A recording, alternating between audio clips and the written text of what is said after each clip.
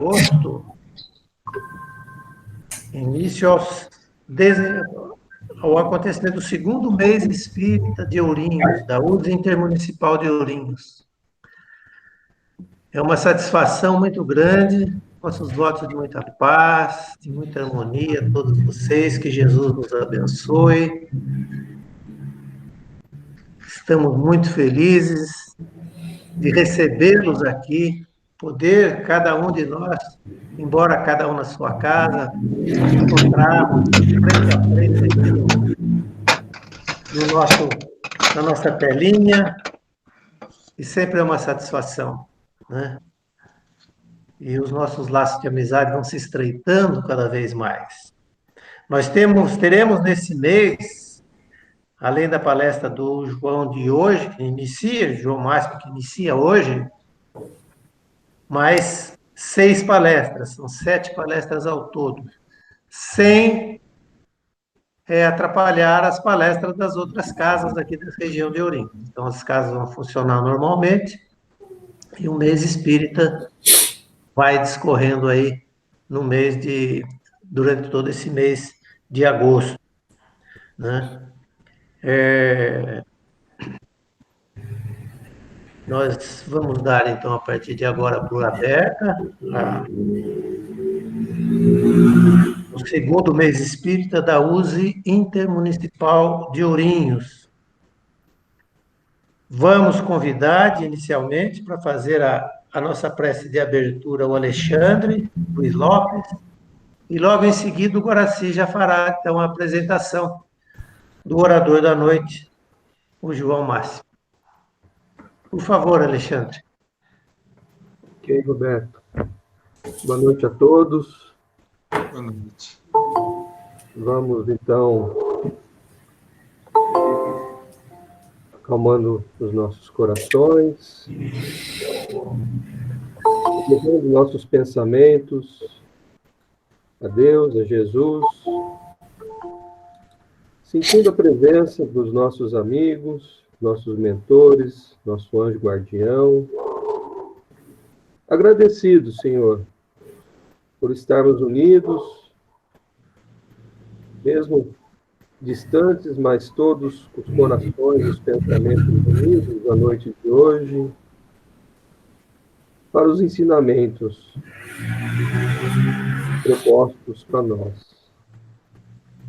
Que a sua bondade, a sua luz esteja conosco, que nós possamos assimilar todos os ensinamentos que o João Máximo nos preparou para essa noite.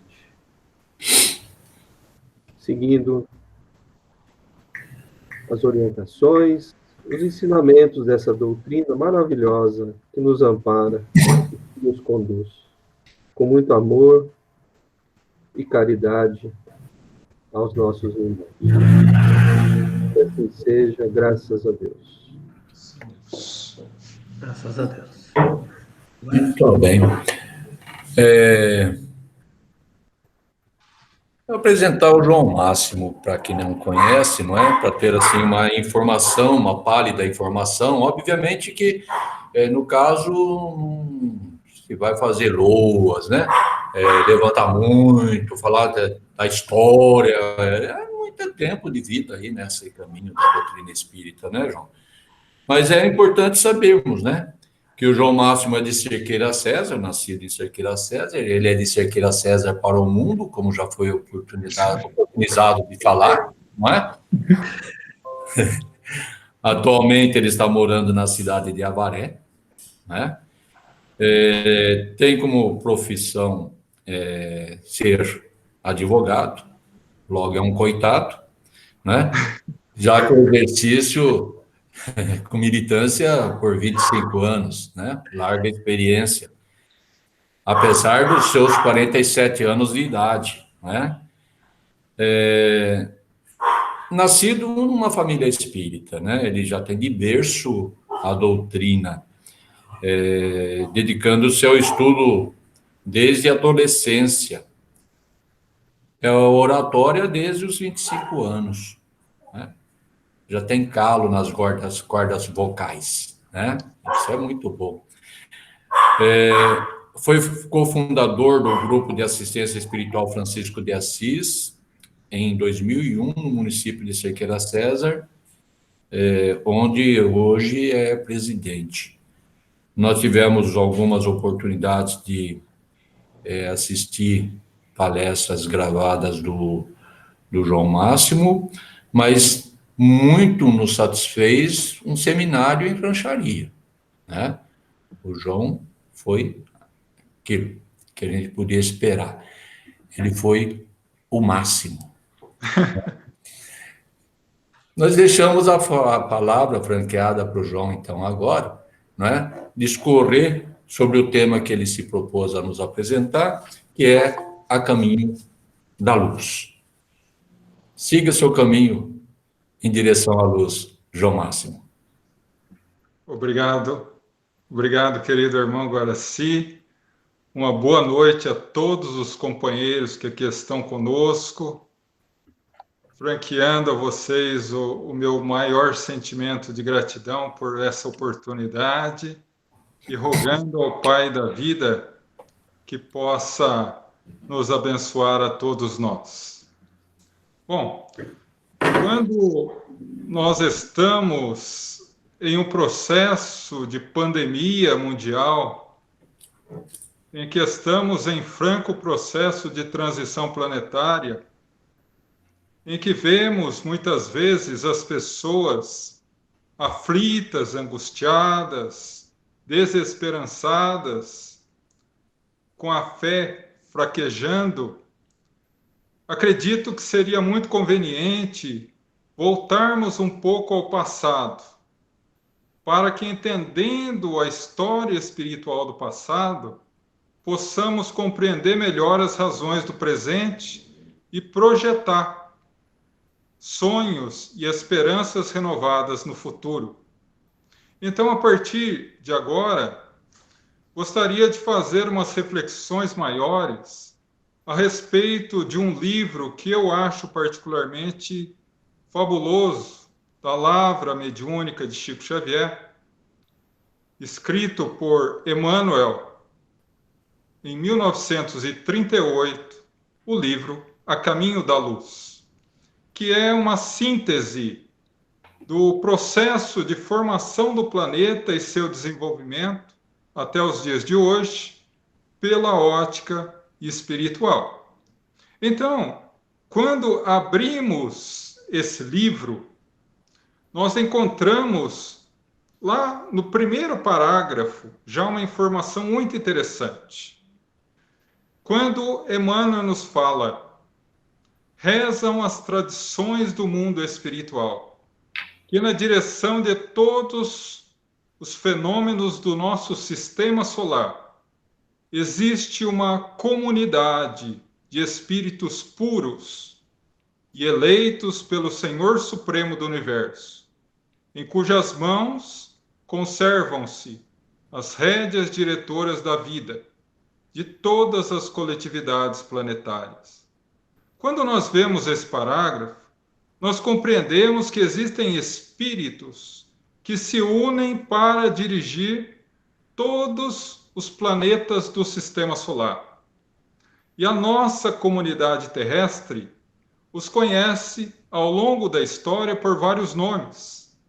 Os nossos irmãos hindus conheciam como devas, os nossos irmãos gregos, demiurgo, os nossos irmãos hebreus chamavam de Messias ou Mexiá, e nós chamamos de Cristo, que são esses espíritos puros e eleitos por Deus. Eleitos para quê?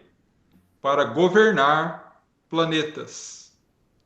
Na Revista Espírita de fevereiro de 1868, os espíritos Lacordaire e São Luís descrevem o que é um Cristo, quando eles dizem: ao lado de Deus existem inúmeros espíritos chegados ao topo da escala dos espíritos puros, e que mereceram ser iniciados nos desígnios de Deus. Dentre eles, o Pai da vida elege alguns para dirigir coletividades planetárias. Podeis chamar de Cristos. Então, a partir daí, nós vemos que Jesus, pela ótica da doutrina espírita, tem uma definição muito além das definições humanas. Mas uma outra característica que surge nesse momento é como pode um espírito chegar a tal alto grau de elevação e evolução. Será que esses espíritos são criados à parte? Na questão 115 do Livro dos Espíritos, Kardec pergunta: existem espíritos criados bons e outros maus? E o espírito de verdade responde: não, todos os espíritos são criados simples e ignorantes, e evoluem, tanto em conhecimento intelectual quanto em aquisições morais, seguindo uma escala que Kardec analisou da questão 100 a 103, a escala evolutiva dos espíritos, onde ali constam espíritos bons, espíritos maus, espíritos bons, espíritos puros. A partir do momento em que o espírito vence a primeira etapa evolutiva, primeira escala, ele atinge a característica de espírito puro. No entanto, Lacordaire vem nos falar que dentre os espíritos puros há uma outra categoria de evolução de escala. E quando se chega ao topo dessa escala, alcançamos a categoria de espíritos crísticos, espíritos que venceram todas as etapas do fator evolutivo e chegaram ao grau de perfeição que lhes coloca acima das fraquezas humanas, mesmo na encarnação. E a partir daí, passam a governar e a dirigir planetas. Então, o nosso Cristo, amorosamente chamado por nós de Jesus, é um deles. Então, a partir daí, fica fácil imaginar que Jesus é o nosso governador espiritual e que há 4,5 bilhões de anos dirige o nosso planeta. Mas, para chegar à condição de Cristo, Emmanuel nos relata em alguns de seus livros que levar bilhões de anos. Porque Emmanuel nos fala que o sistema solar onde Jesus se desenvolveu já não existe mais. Analisando que um sistema solar gira em torno de 20 a 25 bilhões de anos, Jesus teria, no mínimo, 20 bilhões de anos antes de assumir a tarefa com a Terra. Mais 5 bilhões de anos como governador espiritual, nosso querido irmão maior teria em torno de 25 bilhões de anos. Mas nós, a partir daí, podemos cometer um equívoco muito comum. Deus criou o planeta Terra e deu a Jesus para governar. Quando nós analisamos essa questão, precisamos elaborá-la de forma melhor. A Bíblia hebraica, que é a nossa Bíblia, no primeiro livro, a Gênese, primeiro versículo diz: no princípio, criou Deus o céu e a terra. No entanto, precisamos analisar esse versículo de forma mais profunda. Quem escreveu o primeiro livro da Bíblia foi Moisés, um hebreu. E os hebreus falavam e escreviam o hebraico. Quando nós vamos procurar a origem desse versículo em hebraico, esse versículo é dito da seguinte forma: Bereshit bara Elohim metashamai vedares. É esse versículo na tradução original do hebraico. Quando vamos traduzir esse versículo, nós encontramos Bereshit como princípio, Bará não como criou, mas como plasmou, formou, moldou. Elohim não é Deus, Deus é Eli. Elohim são deuses. Então, a tradução correta seria: no princípio, formou ou plasmou ou moldou os deuses, o céu e a terra. Então, nós vemos que esses deuses aí que estão implícitos no Antigo Testamento já é uma referência clara a essa comunidade de espíritos puros, que vem sendo confirmada por Emmanuel logo no segundo parágrafo do primeiro capítulo do livro A Caminho da Luz, quando ele diz: esta comunidade de seres angélicos e perfeitos, a qual Jesus é um dos membros divinos, ao que nos foi dado saber, apenas se reuniu para decidir problemas vinculados ao planeta Terra por duas ocasiões nos milênios conhecidos. A primeira, quando um pedaço do Sol se desprendia para a formação do planeta Terra. E a segunda, quando se decidia a vinda de Jesus ao planeta. Portanto, não foi Deus que criou a Terra. Ele forneceu o material, aquilo que nós espíritas conhecemos como fluido cósmico universal. E Jesus modifica isso. Porque já no parágrafo 2º do livro, Emmanuel chama Jesus de o divino escultor e narra uma passagem belíssima, quando Deus destaca uma porção solar e entrega aos cuidados de Jesus essa matéria informe, sem forma, para que possa formar o planeta e desenvolver a vida nele. Então, a partir daí, tudo que é vinculado ao desenvolvimento que hoje conhecemos como natureza, saiu da mente de um espírito, Jesus. Então, dessa forma, a Gênese planetária, ela tem um novo significado. Porque quando nós abrimos a Gênese, não de Moisés, mas agora de Allan Kardec, encontramos uma tabela comparativa, por exemplo, entre os 7 dias da criação e os 7 da ciência.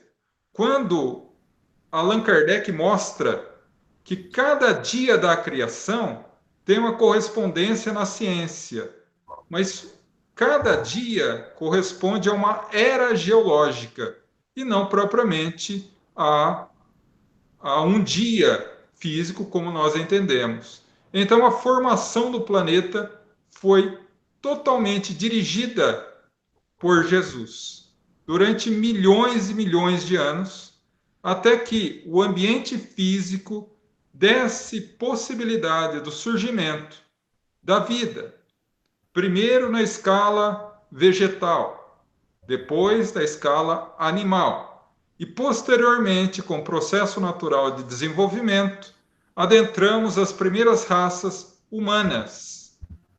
E um ponto interessante, fazendo ainda uma ponte com a Gênese de Moisés, nós encontramos ali um versículo que diz: e Deus disse que formou o homem do barro da terra, e lhe soprou o hálito da vida e o fez alma vivente. Quando nós vemos isso e olhamos um pouco a língua hebraica, nós entendemos que barro em hebraico é Adamá. E tudo que é feito do Adamá, barro, é Adão. Por isso, o primeiro homem, o símbolo do primeiro homem a viver na terra, Adão, o homem feito do barro, em hebraico. Mas, na realidade, nós sabemos que a formação do homem se deu através de uma coletividade muito imensa, né? De milhares, milhões de espíritos encarnados. E que o primeiro estágio humano foi há cerca de 500 mil anos antes de Cristo. O homem de Neandertal, conhecido também como o homem macaco. E que depois de um certo desenvolvimento, a partir do ano 50 mil antes de Cristo, se desenvolveu e evoluiu a chegar ao homem, o Homo sapiens. E o Homo sapiens sapiens que somos nós hoje. Então, esse homem de Neandertal, ele surgiu onde era a Pérsia, a atual Irã. Ali a questão muito próximo ao Oriente Médio. E esse grupo, ele foi dividido. Uma parte desse grupo desceu a costa da África e fixou morada ali. E o outro foi a leste, se fixando ao leste da Ásia, formando o povo chinês. Então, Emmanuel nos narra que os dois primeiros povos eminentemente terrenos foram os africanos e os chineses. E a partir daí, nós entramos em uma outra situação. Como o homem de Neandertal, que era um macaco que ficava sobre duas pernas, pôde evoluir ao ponto de chegar à nossa constituição física, o Homo sapiens sapiens. Porque entrou nessa equação de desenvolvimento um outro povo, que o nosso eminente doutor professor Edgar Armond chamou de capelinos, no seu livro tão famoso, e que Kardec, em A Gênese, chamou de raça adâmica, uma referência clara ao simbolismo bíblico de Adão. Porque é cerca de 50 mil anos antes de Cristo. Capela, que é um planeta que fica na constelação do Cocheiro, aproximadamente 42 anos-luz da Terra, estava exatamente no ponto de ebulição que estamos hoje. E, naturalmente, que havia a necessidade de um expurgo, de uma retirada dos espíritos perseverantes no mal. E Emmanuel narra que após o desencarne de todos aqueles espíritos que ainda perseveravam no mal, eles foram retirados daquele planeta, porque Capela precisava evoluir à época para o planeta de transição. E eles foram recambiados para o sistema solar. E como o planeta Terra, à época, era um planeta primitivo, onde Jesus já era o governador, Jesus agasalha esse grupo que Emmanuel conta a alguns milhões.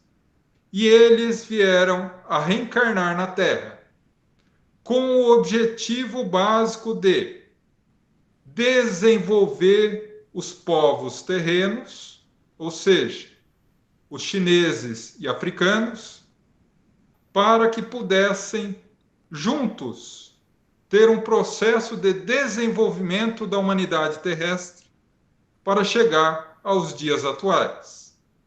Então, eles vieram em 4 grandes grupos. 4 grandes grupos. Primeiro, os hebreus.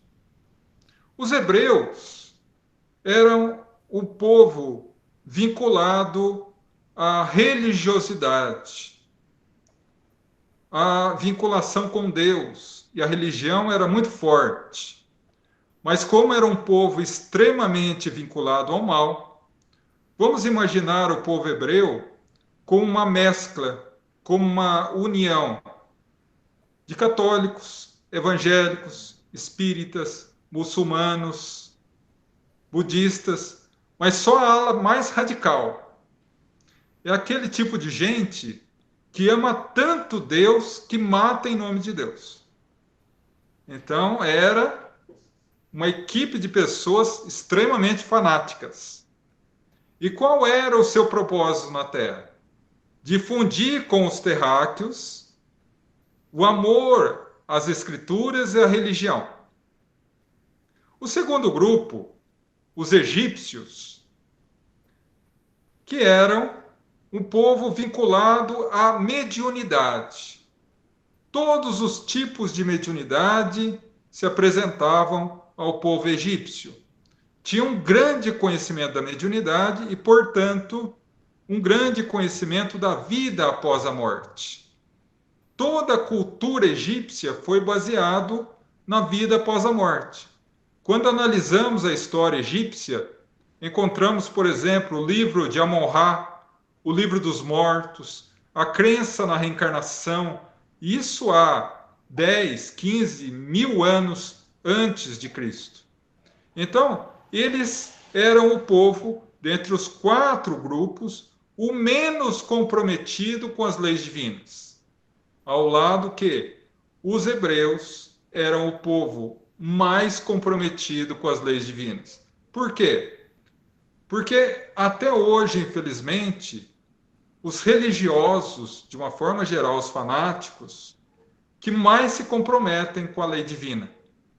Então, eles vieram com o objetivo, com a tarefa, de trazer o conhecimento da mediunidade aos povos aqui da Terra, aliado ao conhecimento da espiritualidade, da religiosidade dos hebreus. O terceiro povo é aquele conhecido como hindus.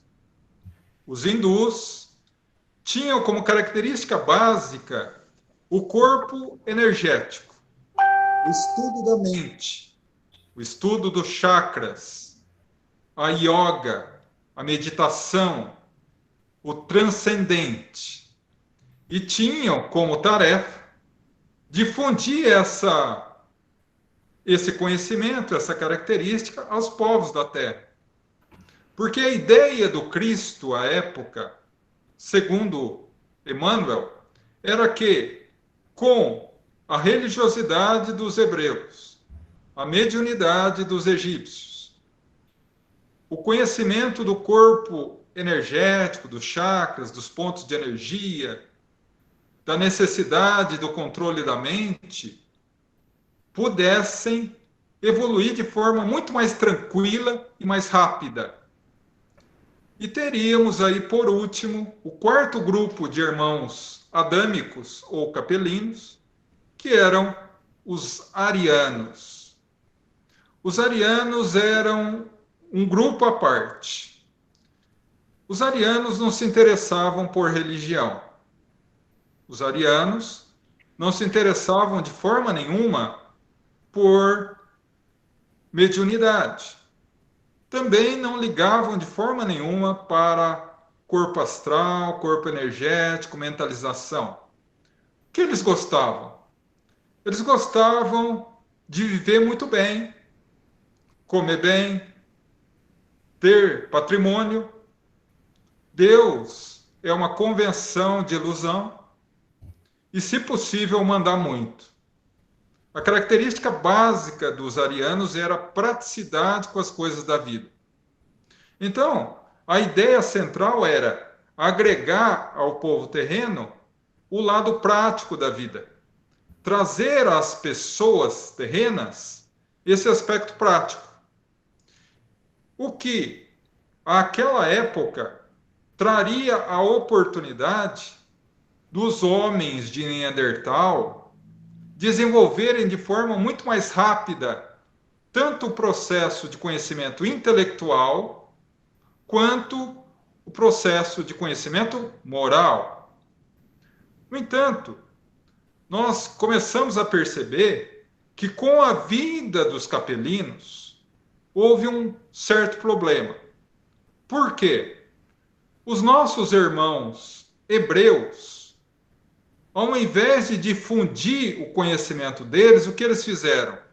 Se fecharam em si mesmos, querendo fazer um paraíso particular.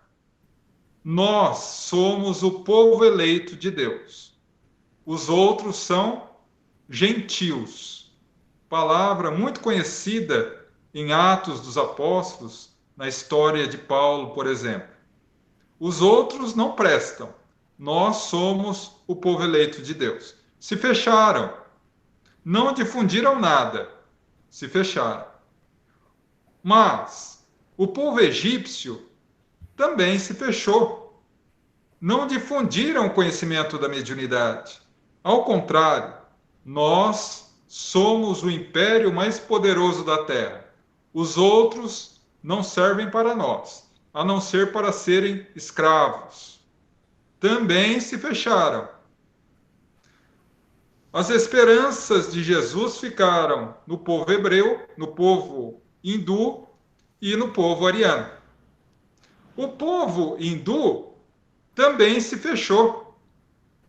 Não, nós não vamos misturar com essa gente de segunda categoria, esses primatas que não têm conhecimento nenhum. Nós somos claramente superiores a eles. E formaram na Terra a aristocracia espiritual, ou seja, o preconceito de classe por nascença, que infelizmente até poucas décadas atrás na Índia existia. As castas, o que levou Mahatma Mohandas Karamchand Gandhi, o grande pacifista indiano, lutar e entregar a sua própria vida contra essa abjeção que é as classes de castas. Imaginam eles que determinadas pessoas nascem para mandar e determinadas pessoas nascem para obedecer, são impuros. O grau de preconceito era tal: se você passasse na sombra de uma pessoa de casta inferior, você se tornava impuro e teria que fazer um processo de depuração no templo. Então, sobraria essa difusão aos irmãos arianos. Só que houve mais uma complicação nesse processo de desenvolvimento. Um povo que era da terra também se fechou. Os chineses. Aqui ninguém entra. Nós mandamos aqui. Então, sobrou para os arianos. O foco egípcio ficou ali na região do Egito. O foco hebreu ali na região do Oriente Médio. Os hindus no sul da Ásia. Os chineses ali no leste da Ásia. E os nossos irmãos arianos, que tinham vinculação dessa parte prática da vida, vinculados a Deus como um ser inferior, com as características muito fortes do apego à matéria. Eu valho pelo que eu tenho, não pelo que eu sou. O orgulho, o egoísmo exacerbado. Uma dificuldade de praticar a solidariedade extrema. E aí eles foram o único povo que aceitou se misturar, entre aspas, ou difundir com os demais povos. Saíram da região do Irã, isso por volta do ano 150.000 a 100.000 antes de Cristo. Desceram à África, confraternizaram com os africanos, subiram foram ao leste, chegaram na China. Aqui ninguém entra, aqui nós mandamos. Eles retornaram. Como já tinham ido à África, subiram à Europa e ali fixaram residência, sendo a raça primária dos nossos irmãos europeus. E aí o que ocorre? Algo interessante, porque o processo de desenvolvimento social do planeta e da humanidade ficou a cargo dos arianos, trazendo à sociedade humana características eminentemente arianas. O que vale não é Deus, o que vale é o homem. O homem não chora, o homem é forte, o homem segue adiante até não aguentar mais. O que vale é o que eu tenho de bens materiais. Eu sou melhor do que todos os outros. Então, a partir daí, nós temos uma vaga ideia do porquê que a nossa sociedade atual é assim. Porque foi desenvolvida em bases arianas. Então, a partir daí, nós começamos a compreender um pouco melhor essa questão.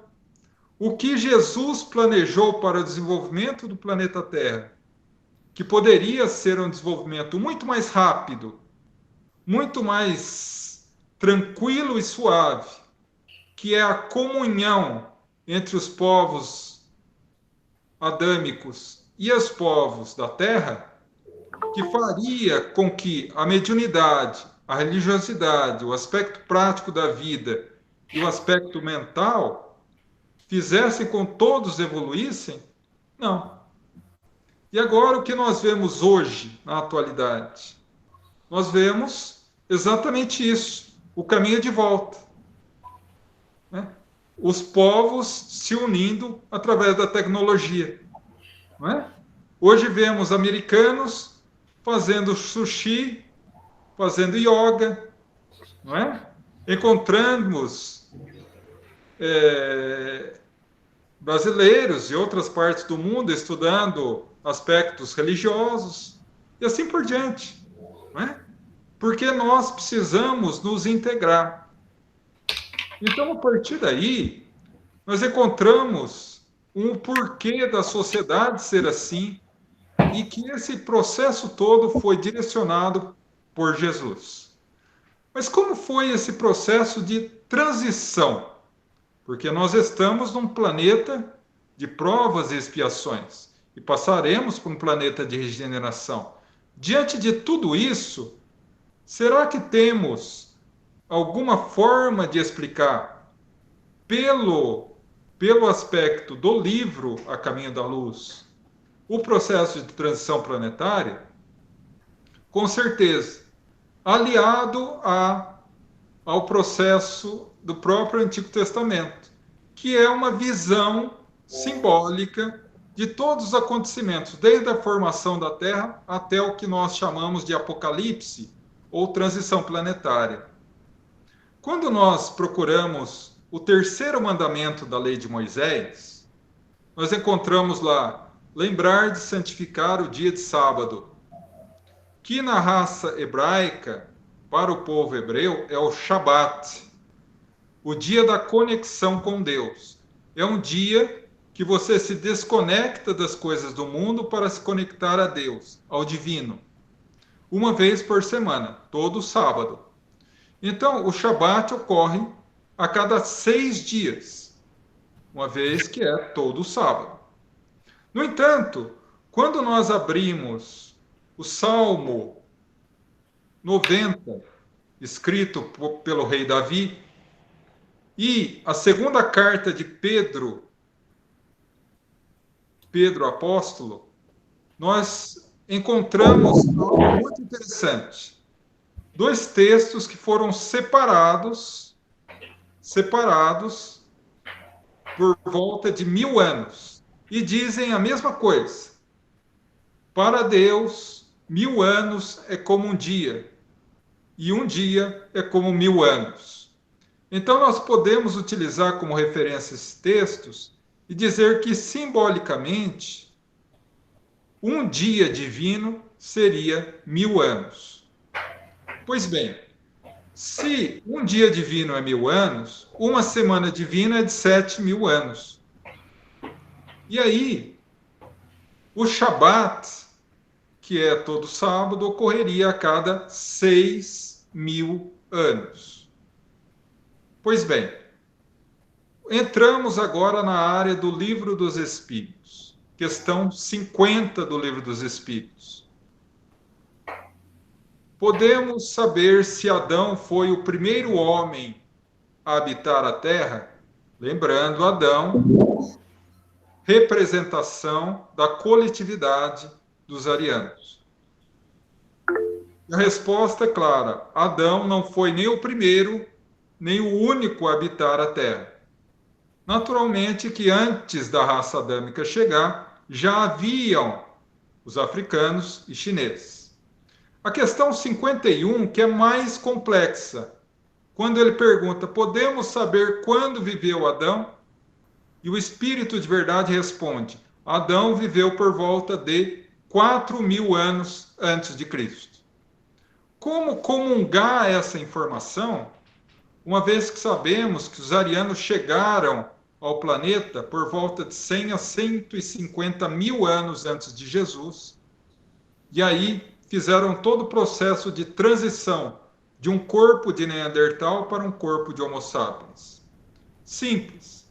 Há 4.000 anos antes de Jesus, houve um processo de seleção, que é o mesmo processo de seleção que está ocorrendo agora. Aqueles adâmicos de Capela que haviam se regenerado ao longo desses séculos, eles tiveram a oportunidade de retornar para casa. E aqueles que não, ao lado dos povos eminentemente terrenos, ficaram. Quais foram? Os egípcios, praticamente todos retornaram, o que é uma das bases lógicas para explicar que hoje um dos maiores e mais inteligentes povos da história antiga tenha totalmente desaparecido da Terra. Os hindus, na sua grande maioria, também retornaram. Os hebreus, naturalmente, também alguns. E os arianos, por terem uma vinculação muito forte com o egoísmo e orgulho, a maioria ficou. Então, iniciou-se a partir do ano 4000 a última semana do mundo de provas e expiações. 7.000 anos. Agora vamos fazer um cálculo rápido. 4.000 anos antes de Cristo, mais 2.000 anos depois de Cristo, 6.000 anos. Ou seja, estamos às portas de um novo Shabat, o dia da conexão com Deus. 1000 anos de transição. Então, a partir dessa formulação teórica baseada no livro e no Antigo Testamento, temos algo que vem a colaborar com isso. Porque no capítulo 29 do livro Brasil, Coração do Mundo, Pátria do Evangelho, nós encontramos uma informação muito interessante. Quando Ismael, o governador do planeta, o governador do Brasil, junta a sua equipe em 1831 e diz: não podemos nos esquecer que estamos no século do advento do Consolador. Serão 100 anos preparatórios para os próximos 100 anos, ou seja, 200 anos. Preparatórios para quê? Para o processo de transição.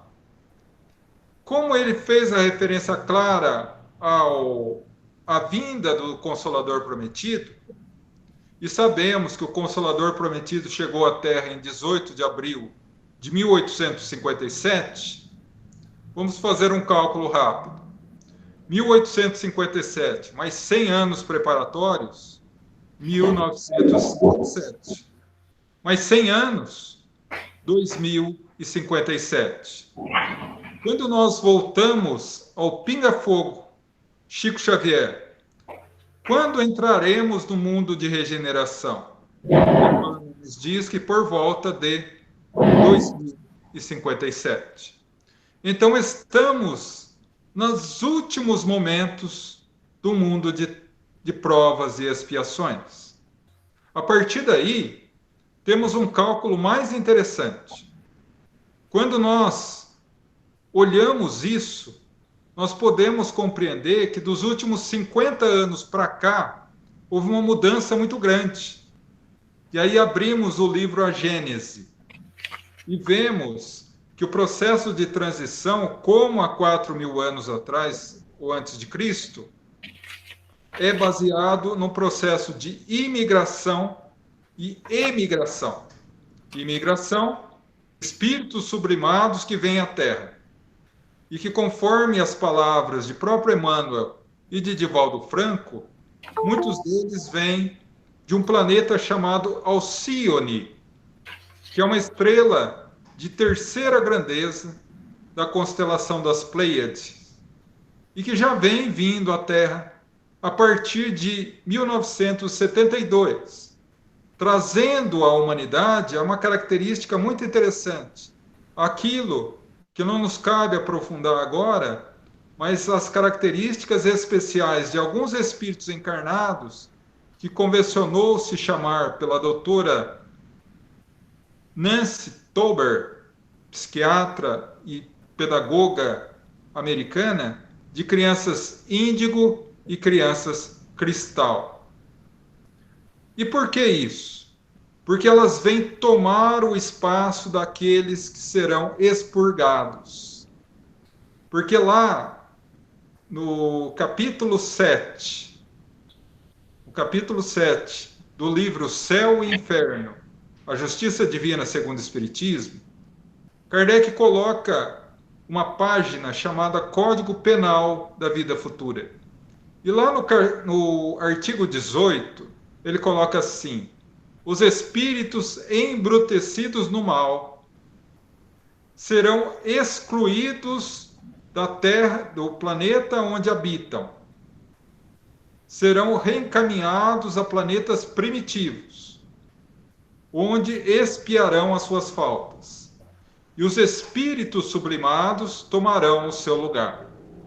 Então, a partir daí, nós compreendemos o processo tanto de imigração quanto de emigração.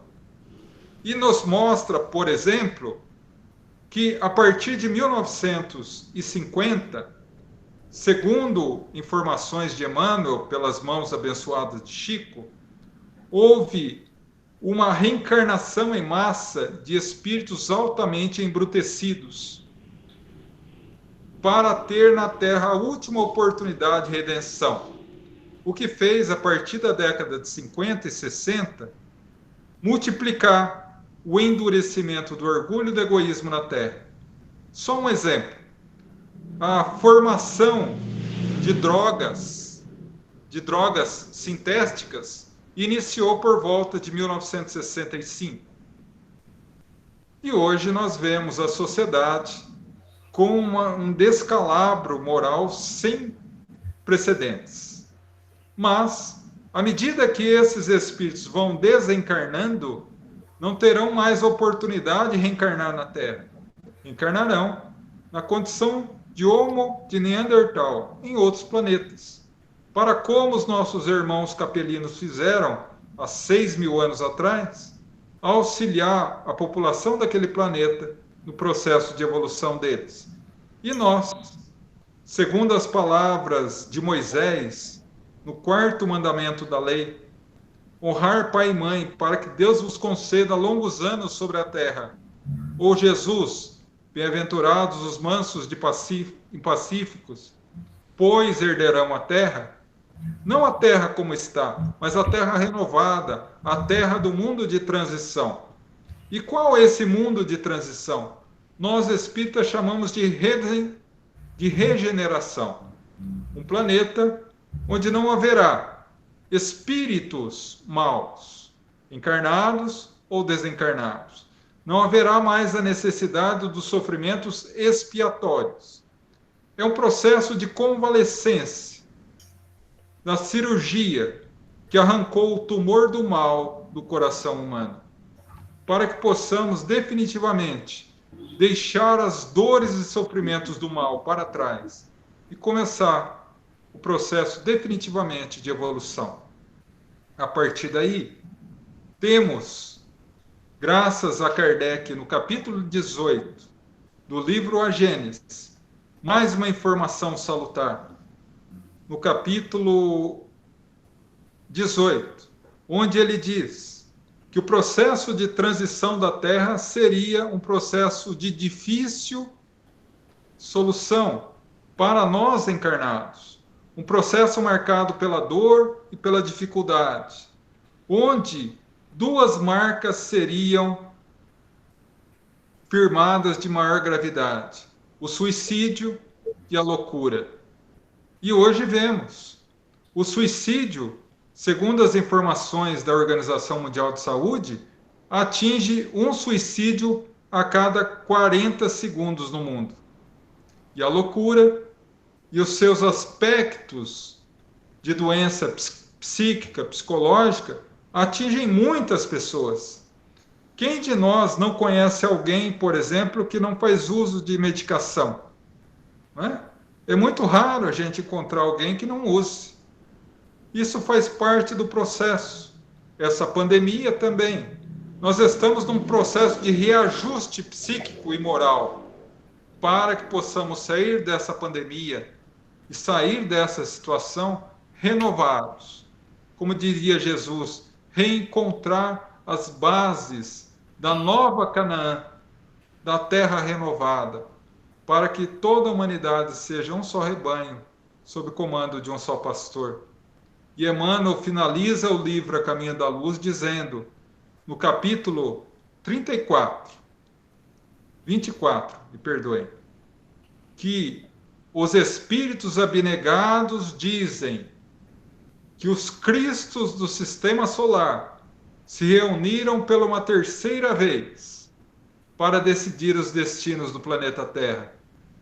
Com toda certeza, essa reunião teve como pauta principal o processo de transição definitiva do planeta de provas e expiações para um planeta de regeneração. E acredito eu, uma opinião pessoal, que uma das pautas da reunião foi o papel da doutrina espírita e dos espíritas e religiosos do mundo, seja qual for a religião, nesse processo de transição.